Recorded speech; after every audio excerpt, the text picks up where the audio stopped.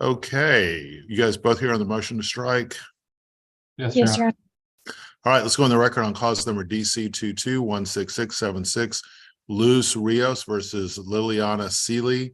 Counsel, make your appearances. Austin Taylor for the plaintiff. Brandy Burns for defendant Seeley. All right, let's proceed. Yes, Your Honor. The plaintiff filed the motion to strike the controverting affidavits. We have two main arguments: that their controverting position is not qualified by knowledge, skill, experience, training, education, or otherwise to contradict the affidavits. But the operative objection is really that the counter affidavits were filed late and without leave of court. The original affidavits were filed by the plaintiff on April the 13th, meaning the defendant's deadline was May the 12th of 2023, and they filed their counter affidavits on June the 9th of 2023. Defendant has filed a response, but in reading through the response, I don't see where they made any sort of argument against the timeliness issue. They mainly just bolstering the credentials of their expert. I don't see any arguments as to the contrary why it should be struck as to the timeliness issue.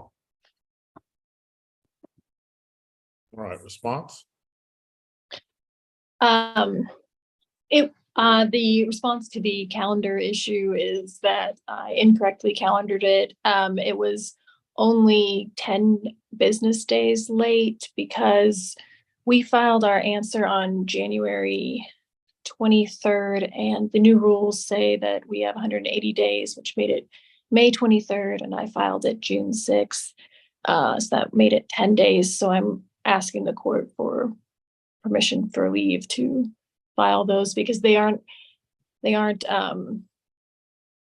there's no surprise or anything that we filed these. We have trial in this court on November 28th, I believe. So yeah, and then Judge, did you want me to address the if my expert is qualified, or are we just doing the timeliness for right now? Let's start with the timeliness.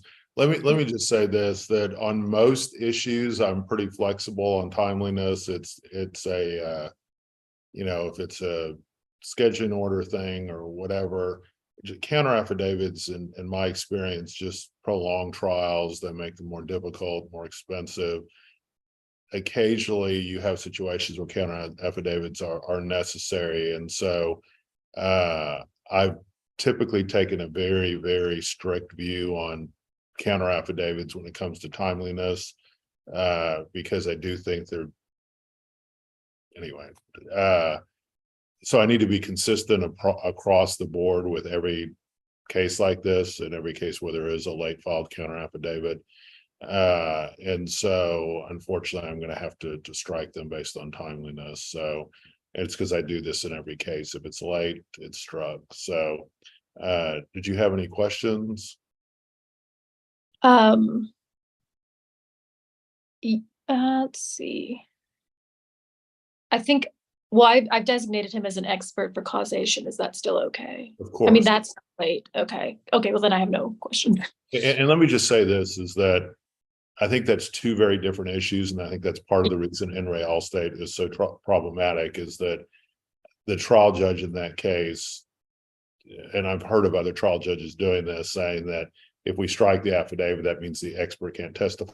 Those are two different issues. So if the expert wants to testify at trial on the issue of causation, there is no problem with that.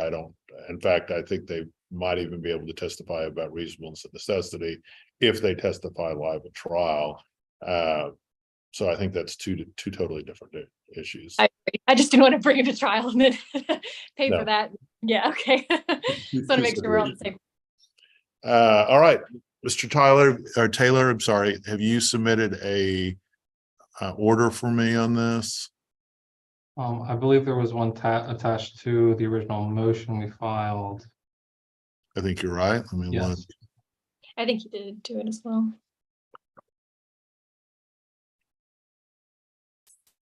Okay.